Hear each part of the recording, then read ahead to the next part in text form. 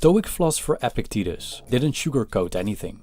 He was direct and told the listener exactly how it was, at least from the Stoic perspective. His no-nonsense approach, which becomes apparent when reading what's left of his lectures, is why I love Epictetus.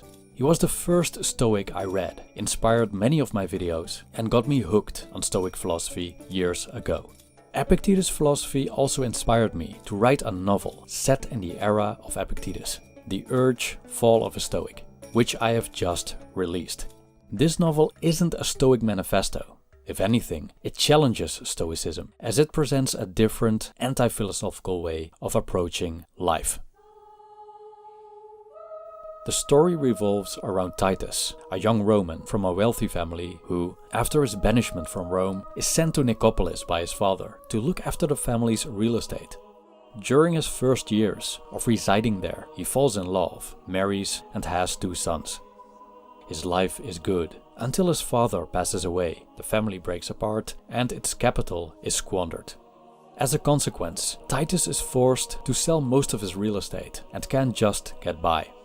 Not long afterward, his wife cheats on him and leaves him for the wealthy snob named Alcander Cassius, who, with his influence, wins custody over Titus' 2 sons. When Titus realizes that there's nothing he can do to stop Alcander and his ex-wife, he turns to Stoic philosopher Epictetus on the advice of his friend Arion of Nicomedia. In this video, I present a reading from my novel The Urge, Fall of a Stoic. The Urge is available at a crazy introductory price of 99 cents for the ebook, and both of my Stoicism ebooks are available for free on Amazon until Sunday, so get them while you can. Also, become a Patreon supporter and protect this channel from the merciless algorithm. You'll get to enjoy all Einzelgänger videos ad-free, get access to the Epictetus audio series, and depending on your pledge, you'll receive free merch. Thanks a lot for your support.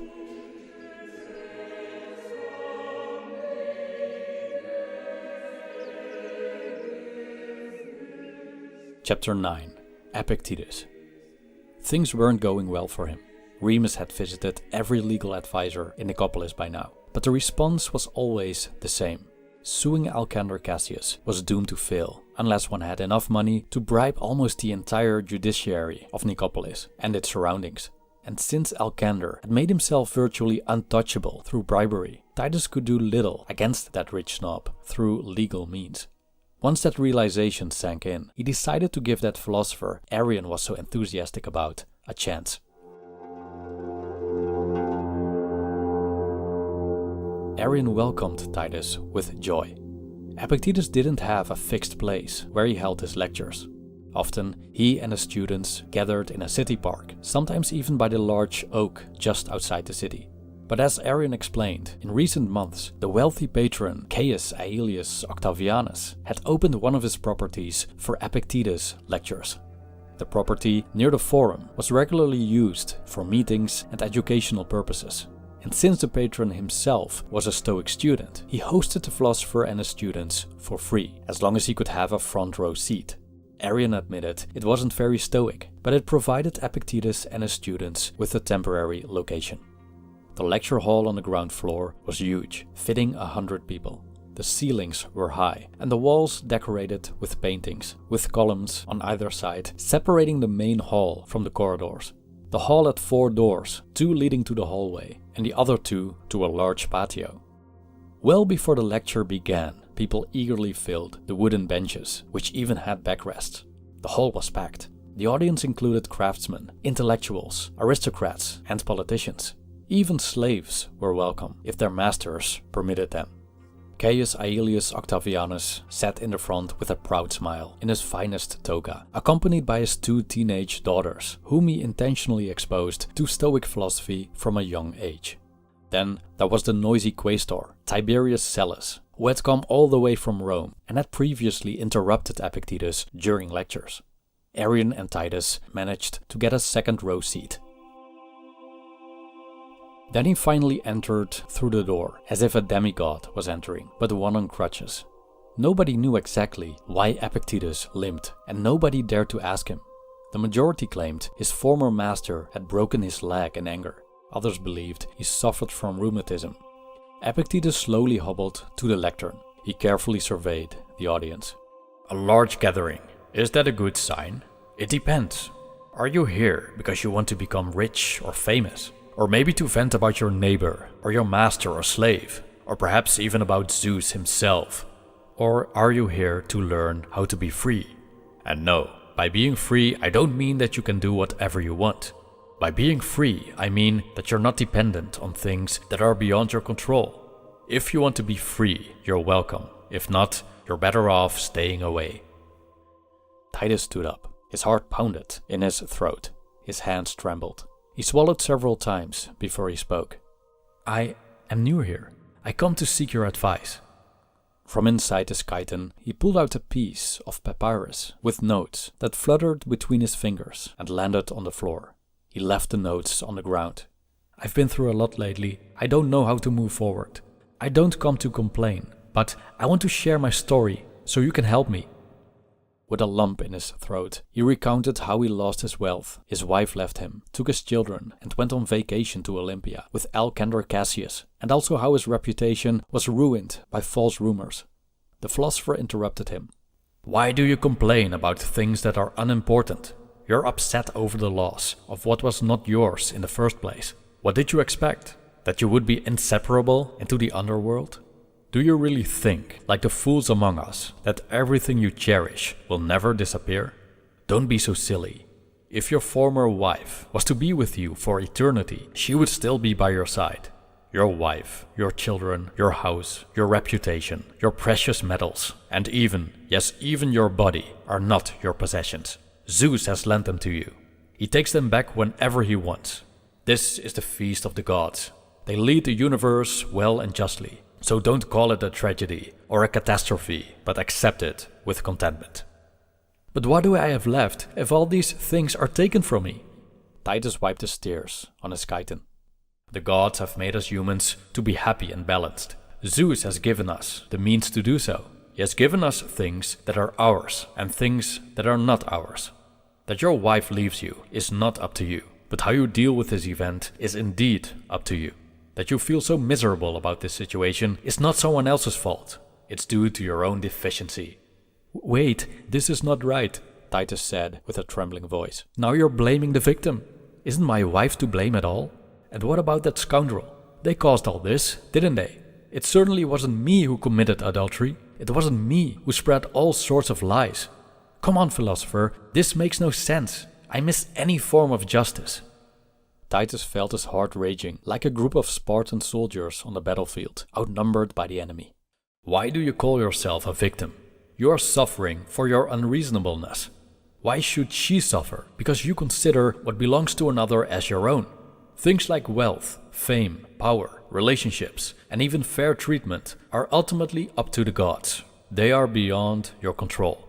The only thing within your control is how you deal with these circumstances. If you remain undisturbed by these things, then you will also experience no sorrow. But if you keep lamenting about things that don't concern you, then you are nothing more than a slave.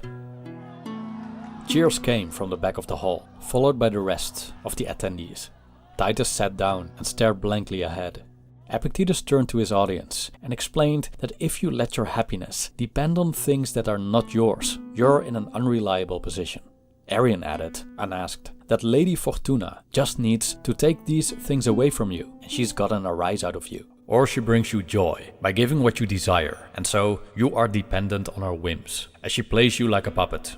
If you focus on what's not within your control, suffering is inevitable, sooner or later, said Arion. Although the lecture was over, aspiring philosophers filled the hall to the brim. Tiberius Sellus, who, to everyone's surprise, had remained silent during the entire lecture, finally contributed his aphorisms and fallacies. Caius Aelius Octavianus proudly walked through the crowd, with Epictetus by his side, trying to quickly resolve some personal issues. Soon, Arion joined in the conversation, to the irritation of the host. Titus walked into the patio, not a cloud in the sky. The sound of an owl echoed through the courtyard, sending shivers down his spine. A scorpion hurried across the courtyard. Titus took a few steps back and waited until the creature disappeared under a crack in the stone wall. among the conifers, he saw a man standing with his back to him by the fountain in the middle of the patio, surrounded by a sea of withered plants. Just like the man he had encountered the previous day in the woods, he wore a dark red toga and hood, shielding him from the fierce sun. The man turned around. Titus' heart skipped a beat. That Epictetus is quite a phenomenal speaker, isn't he? Titus examined the man from head to toe. Now he was sure. It was the same guy as in the woods. He still seemed familiar, but he couldn't remember where he knew him from or who he was, for that matter. His face was too smooth for a gladiator, but too rough for a politician.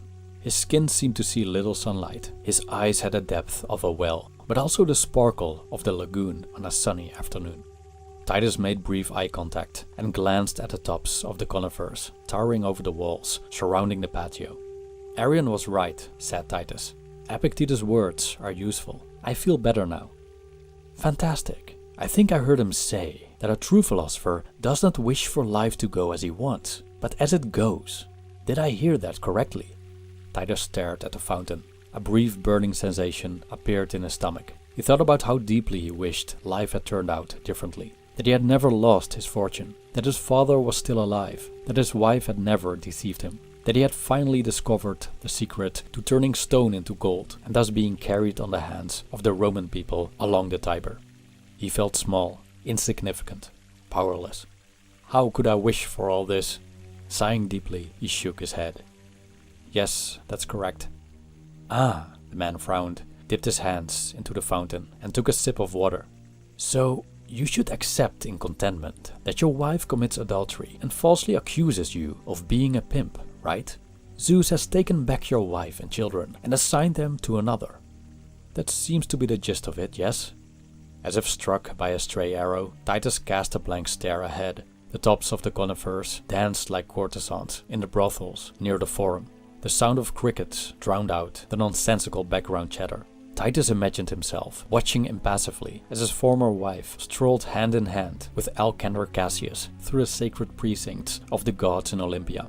Or as he himself walked undisturbed through the marketplace in Nicopolis while the people laughed and scorned him. Again, a burning sensation filled his stomach, spreading to his chest and throat. His legs felt heavy, as if Sisyphus had placed his boulder on his shoulders. Are you suggesting Epictetus is wrong? Oh, not at all. I wouldn't dare. Perhaps I'm completely mistaken.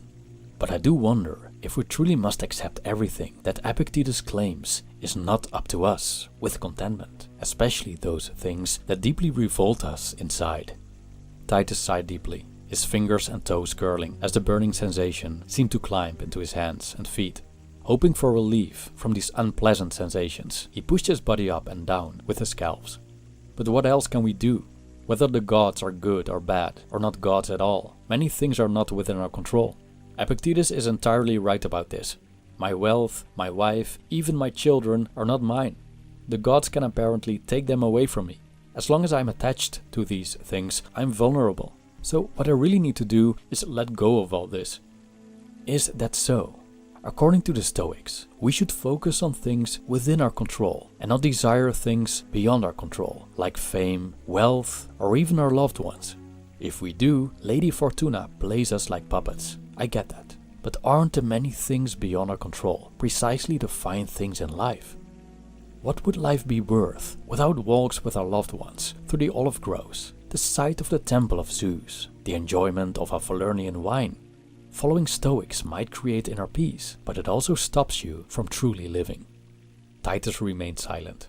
After a glance at the dancing conifers, the man walked back inside, looked around, and left the building. Titus stayed in the patio for a while longer, staring at the fountain, until Arion called him back inside. I hope you enjoyed this reading from my novel. If you're interested in reading the full story, please follow the link in the description. I would be very happy if you gave it a try. You can get the ebook for 99 cents and both of my Stoicism ebooks for free on Amazon until this Sunday.